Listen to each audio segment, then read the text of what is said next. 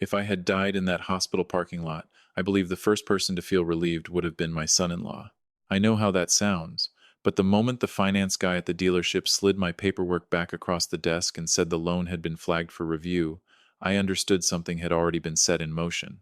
Mr. Whitfield, I'm sorry. There's a hold on your accounts. Just a truck. A used Ford, nothing fancy. The kind of purchase that shouldn't have needed anybody's permission but my own. And yet, that afternoon, whether I could replace the truck I depended on to get to my cardiologist twice a month came down to a decision somebody else had made for me without asking. I didn't argue. I didn't raise my voice. I just folded the paperwork and put it back in my jacket pocket. The finance guy looked at me the way people look at something they feel a little sorry for. Behind me in the waiting area, a young couple shifted in their seats, waiting for their turn. In everyone's eyes that day, I was just a tired old man who couldn't get approved for a truck loan. Nobody in that dealership knew who I actually was. Nobody had the first idea what I actually owned. And what none of them could have guessed was that the hold on my accounts wasn't a mistake at all. It was deliberate.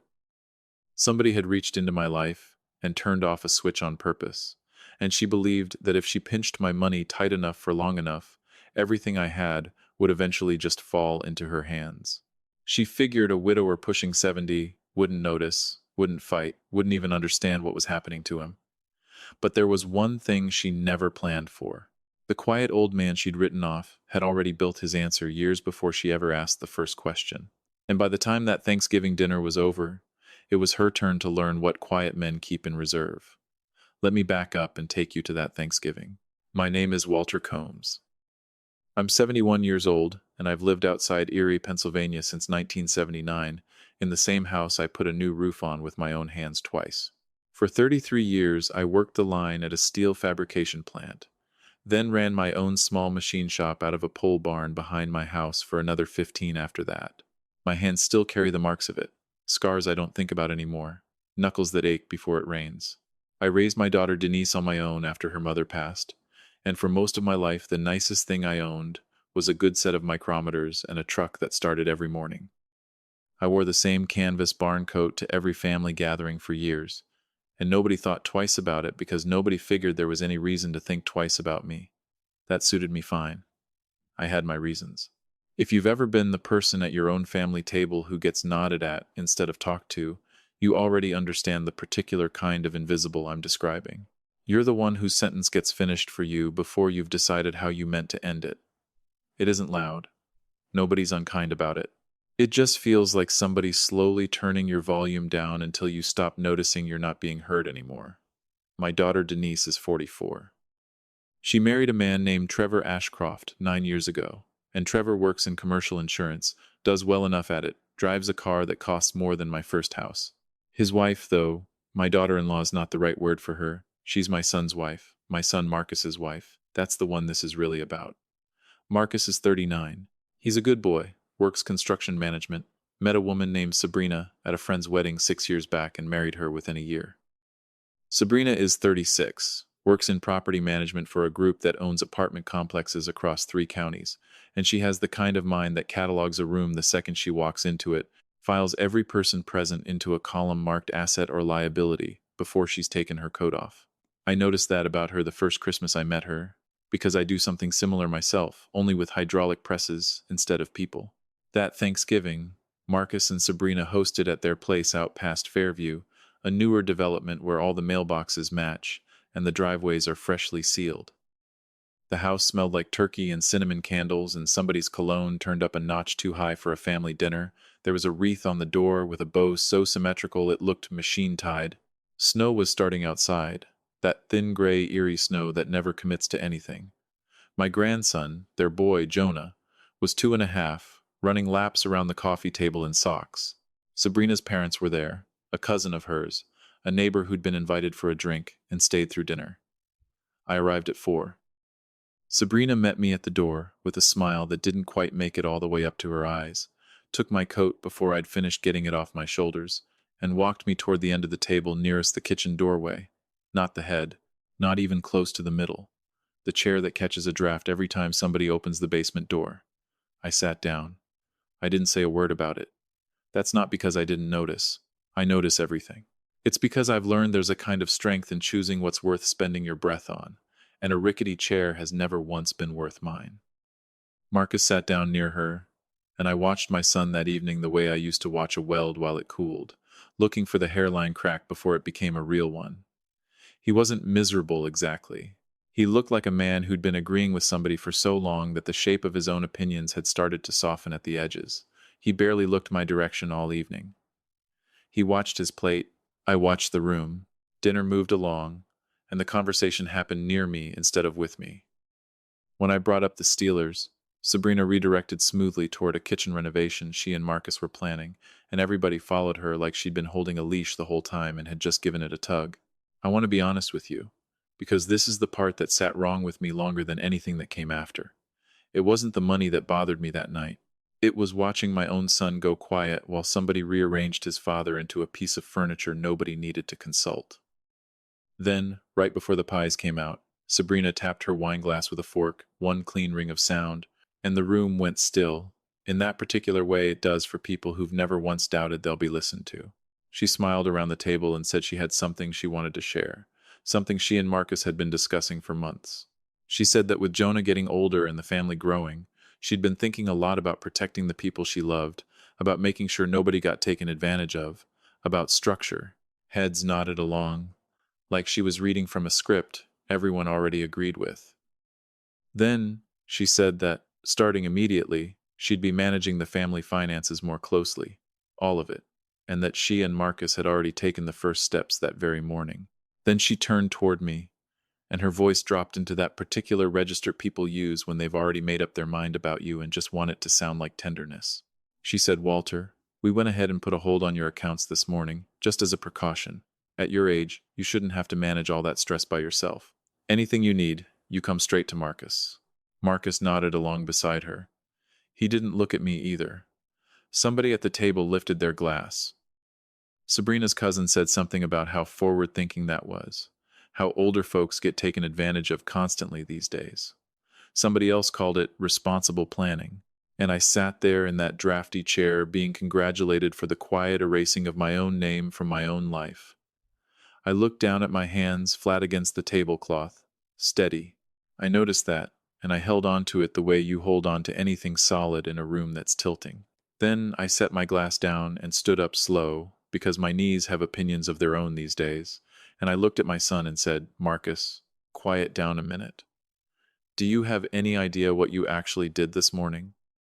His fork stopped halfway to his mouth. The whole table went still, a different kind of still than before, the kind that shows up right before the direction of a room changes and nobody's quite sure yet which way it's about to tip.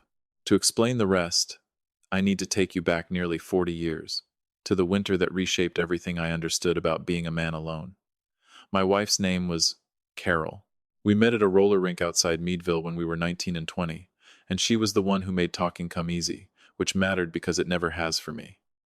In 1988, when Denise was 6 and Marcus wasn't even born yet, Carol was diagnosed with a kidney disease that the doctors back then didn't have good answers for. She fought it for 3 years. I learned how to manage her dialysis schedule, how to cook around a diet that kept shifting on us, how to sit with her at 2 in the morning when the fear got loud. I would give almost anything to have those hard years back, just to have more of her in them. She died in the spring of 1991. Denise was 9. Marcus came 18 months after that, from a second marriage that didn't last. But that's a different story for a different night, and I raised him mostly on my own too. Same house, same quiet. I remember driving home from the hospital the night Carol died with the road still wet from a late snow and the wipers going, and passing my own street once because my mind had simply stopped producing anything but the act of driving. Get home, I kept telling myself. Get your face steady. Figure out what a man says to a 9-year-old about this. That was the entire task in front of me. Not grief, not the future, just getting home and staying upright long enough to be someone Denise could lean on. She was already awake at the kitchen table when I walked in, and she looked up and asked if her mother was gone. I said yes. She nodded, and neither of us cried right then. We just sat in a house that had gotten too big and too quiet all at once. If you've ever had to hold steady for a child at the exact moment your own chest was caving in, you know there's a specific kind of lonesome in that, one that doesn't have a floor to it. You don't get to fall apart. Somebody smaller than you is watching to see whether the ground still holds. The bills came fast after that. Hospital costs that insurance only half covered, funeral costs, and then a letter from the plant saying my overtime was getting cut back that same month.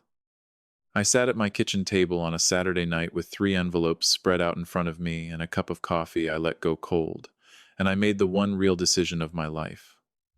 I decided I wasn't going to come apart, not because I didn't have the right to. I had every right there is.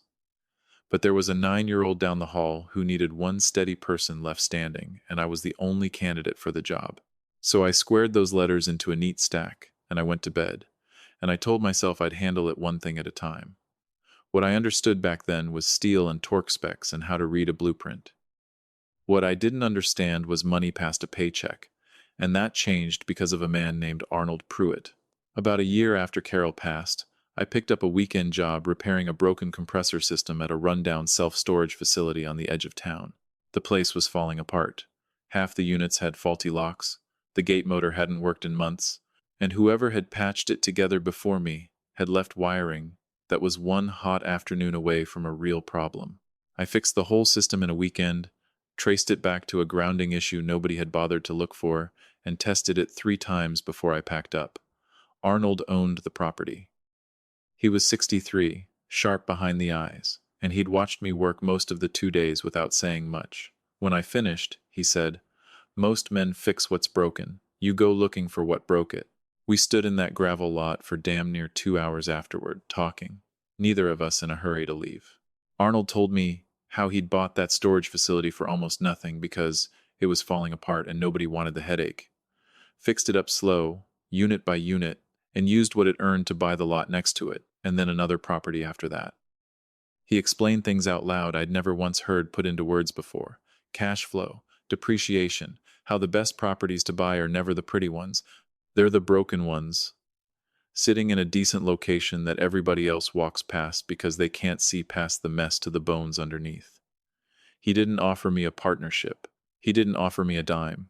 He just talked to me the way an older man talks to a younger one when he sees something in him worth not letting go to waste. I went home and wrote every word of it down on a yellow legal pad, both sides, small handwriting, and I still have that pad in a drawer. 8 months later, I bought my first property, a dead strip of 6 garage units on the south end of town that had been sitting empty for over a year, roof half caved in on one bay, weeds through the concrete. I paid $19,000 for it with a loan from a small local bank whose manager had known my father, and I fixed every inch of it myself, nights after my shift at the plant, Saturdays, the odd Sunday when Denise had a sleepover and the house was empty and quiet. I reshingled it, rebuilt the doors, ran new electrical to every bay. Denise was 7, 8 around then, and some Saturdays she'd sit on an overturned bucket and hand me tools without being asked, and we didn't talk much while we worked. We didn't need to.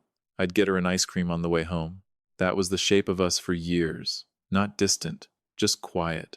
2 people who kept showing up for each other without ever making a production out of it. The second property came a year and a half after that. Another storage lot with a broken gate everybody else had walked away from. Then a small strip of retail units off Route 20. Then more.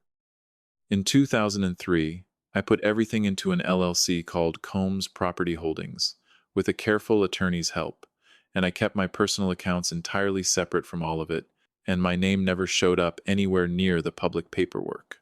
By the time I slowed down, I owned 4 self-storage facilities, a small retail strip, and 11 rental duplexes scattered across Erie County, worth somewhere north of $4 million all told, throwing off close to $22,000 a month.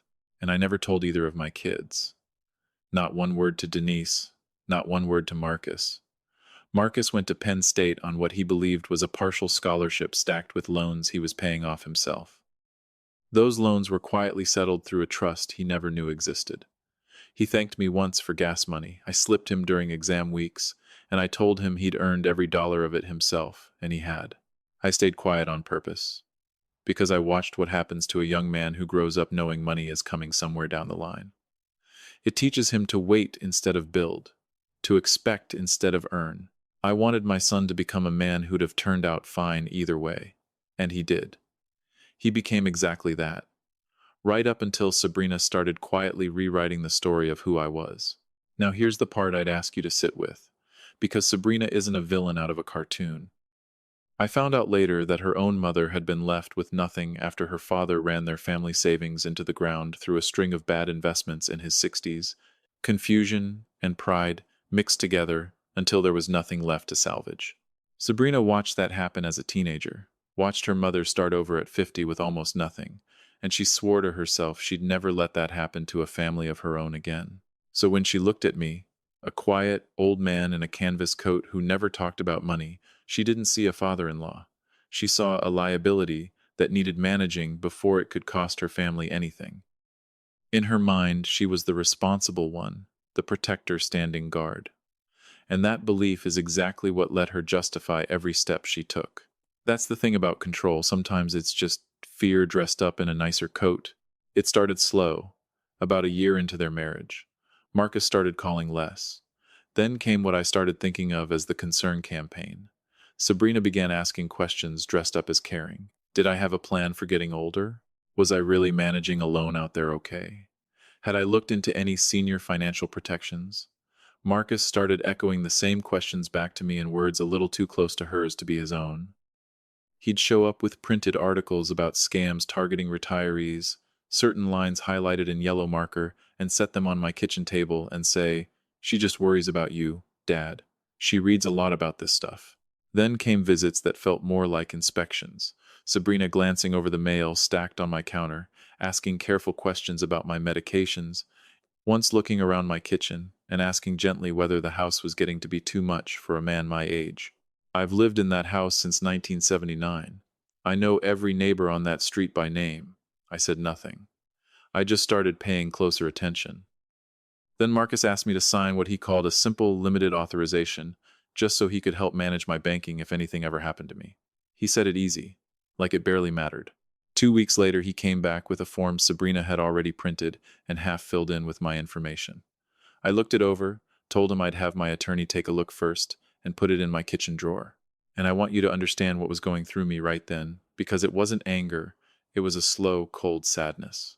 My son was standing in my own kitchen holding a piece of paper meant to take my life out of my own hands, and he genuinely believed he was doing something kind for me. Then came that afternoon at the dealership, the hold on my truck loan, the finance guy saying it twice, gentle both times. I drove home in the old truck I still had and called my bank from my kitchen table, and a representative explained, careful and slow, that my accounts had been flagged and restricted at the request of an authorized contact, citing concerns about elder financial vulnerability. That contact was my son. I sat holding the phone for a long moment after she hung up. Then I set it down on the counter and looked out my kitchen window at the yard, at the spot where Marcus used to dig for worms after it rained, where Carol used to sit on the back steps on warm evenings before any of this. I stood there a while. Then I picked the phone back up and called my attorney, a deliberate, unhurried man named Franklin Voss, who has never once wasted a sentence in his life. I told him it was time. He said, "Give me 5 weeks." I told him he had them. Over those 5 weeks, Franklin built a complete file, every property deed, current appraisals from 2 independent firms, every lease agreement, 10 years of LLC financials, all of it bound and tabbed and organized. A legal opinion confirming that the authorization Marcus had signed carried absolutely no weight against anything held inside Combs' property holdings, which predated his marriage entirely, and sat completely outside Sabrina's reach. And Franklin's office logged every single attempt made to access or restrict my personal accounts during that stretch. Every date, every request, every dollar amount, all of it documented and dated. And here's the part that tells you everything about patience. During those 5 weeks, I called Marcus twice. Ordinary calls. How's work? How's Jonah? How's the new kitchen coming along? I said nothing about the accounts. Nothing about Franklin. I fixed a sticking door in my hallway. I watched the Steelers lose a close one. I waited, not because I had no other choice, but because I knew precisely what I was waiting for. So now we're back at that Thanksgiving table. Sabrina had made her announcement. My accounts were restricted. My son had nodded along beside her.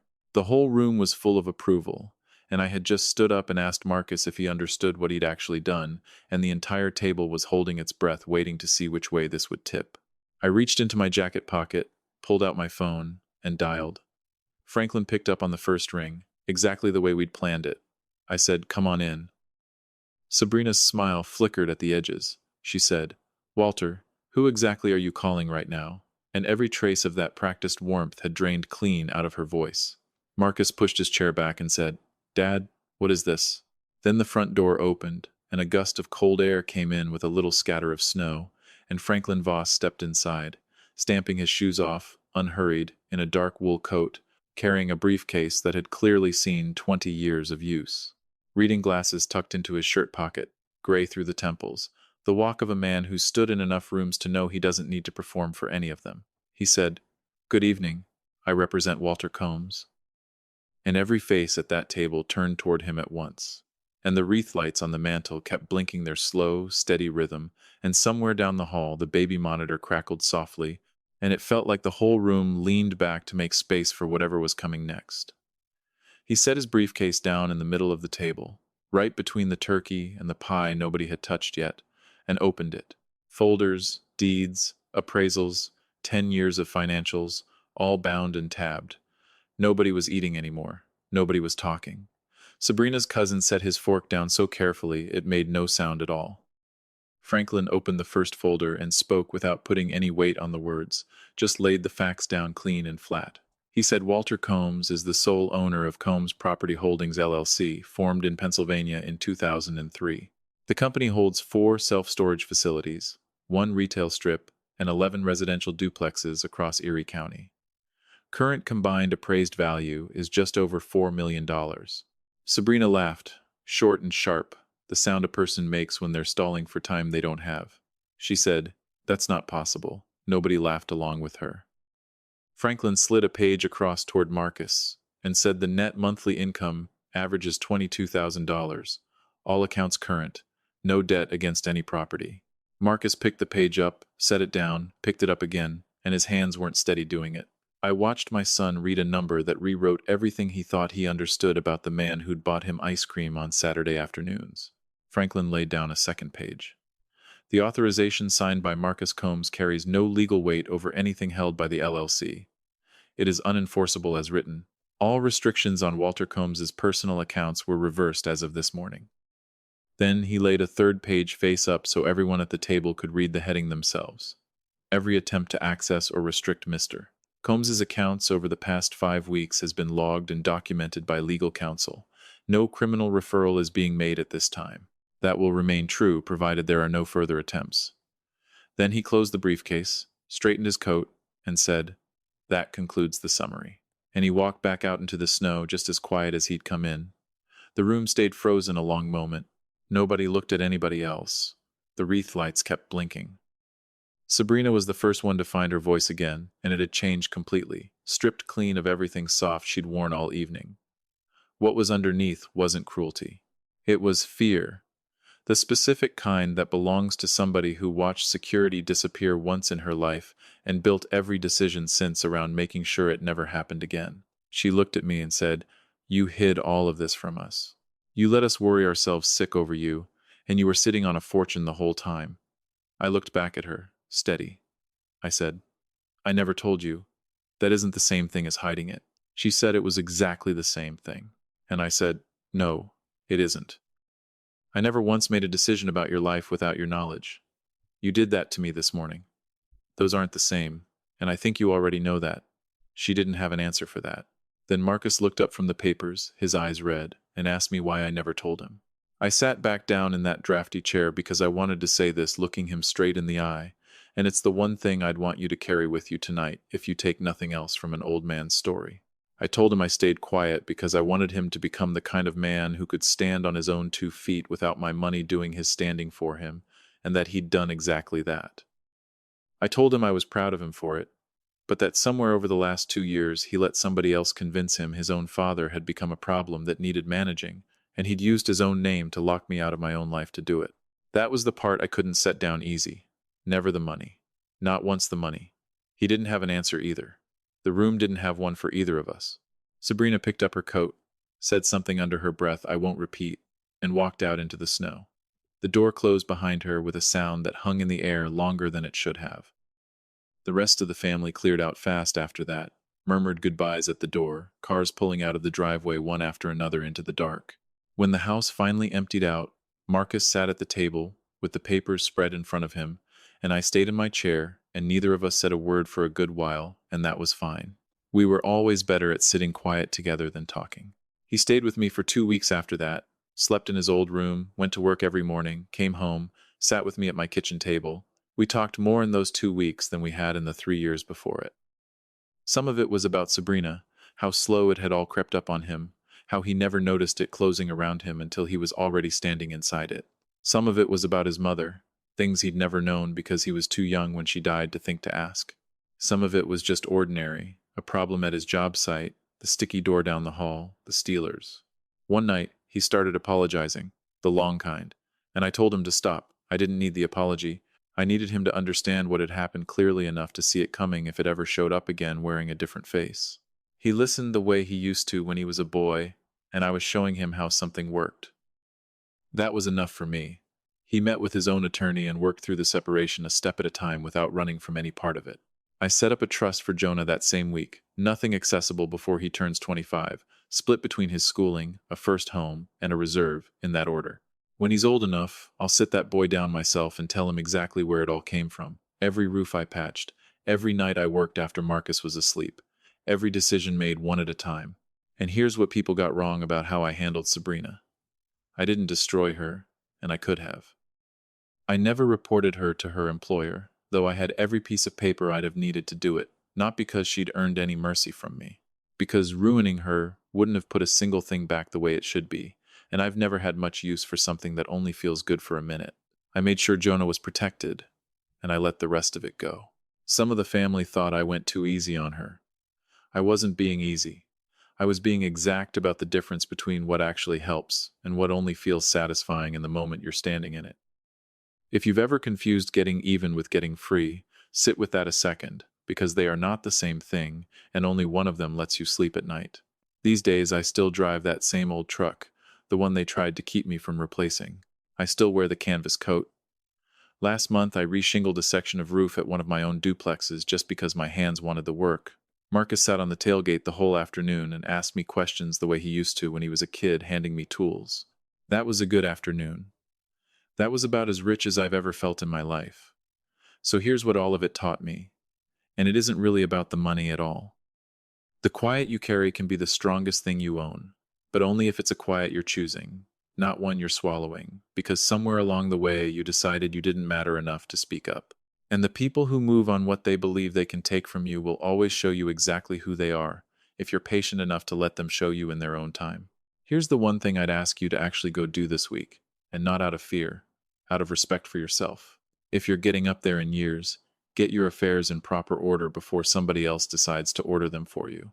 A trust and an LLC aren't just for wealthy families. They're for anybody who refuses to be made invisible in their own life. Find your Franklin. And here's what I'd ask you to sit with tonight.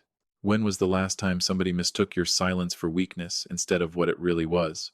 And what would shift if the people around you understood that the ones who talk the least have usually been paying the closest attention the whole time? I want to hear from you on this one, so tell me straight. Comment a 1 if you think I did right, waiting it out, and letting the truth land on its own timing. Comment a 2 if you'd have called them out the second that announcement started. Comment a 3 if you honestly don't know what you'd have done, because I'm not sure any of us really knows until we're the ones sitting in that drafty chair ourselves. And tell me where you're listening from tonight, and what time it is where you're at, because it still gets me every time how far these stories travel. And if you've ever been made to feel small in a room full of your own family, tell me about it here. Somebody scrolling past tonight needs to know they aren't sitting with that feeling alone. If this one meant something to you, the best thing you can do is subscribe and stick around, because I've got more of these to tell you. This little corner of the internet only keeps going because folks like you decide to stay a while. So thank you truly for sitting with me tonight. I'll see you in the next one.